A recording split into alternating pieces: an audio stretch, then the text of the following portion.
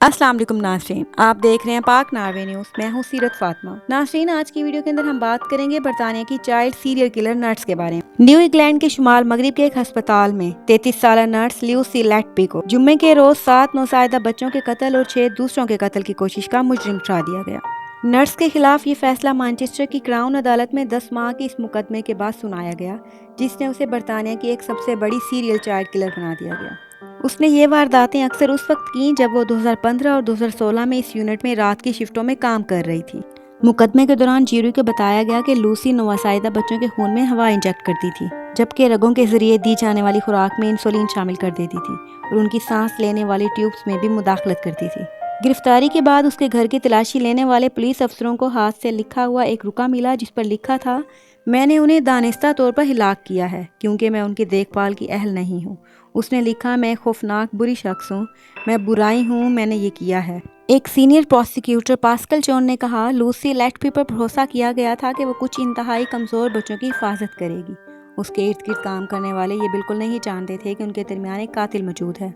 उन्होंने मजीद कहा कि लूसी ने बार बार बच्चों को नुकसान पहुंचाने की कोशिश की और अपने तरीकों में तब्दीली लाई ताकि वो अपने जुर्म को छुपा सकें। कत्ल का राज उस वक्त खुला जब सीनियर डॉक्टर्स को इसके बारे में तशवीश हुई कि नौसायदा बच्चों की इस यूनिट में जहां कबल इस वक्त पैदा होने वाले या बीमार बच्चों का इलाज होता था, जनवरी 2015 से सिर्फ 18 माह में इतनी ज्यादा अमवात और बच्चों को बचाने में नाकामियां क्यों हो रही हैं।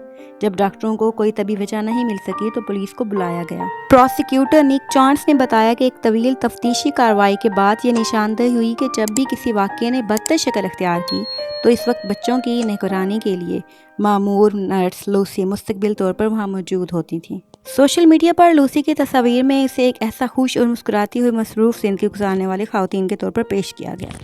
वो एक फ़ोटोग्राफ में एक शेरखोर बच्चे को झूला झुलाती दिखाई दी गई, लेकिन कई माह तक इसके खिलाफ मुकदमात के दौरान अक्सर औकात सामने आने वाले परेशान कुन शवाहिद से जाहिर हुआ कि वो एक पग की कीना परवर कातिल थी। गिरफ्तारी के बाद सुराग रसाओं को उसके घर से मुकदमे में शामिल बच्चों के हवाले से तहरीरी रिकॉर्ड और तबी नुस्खे भी मिले।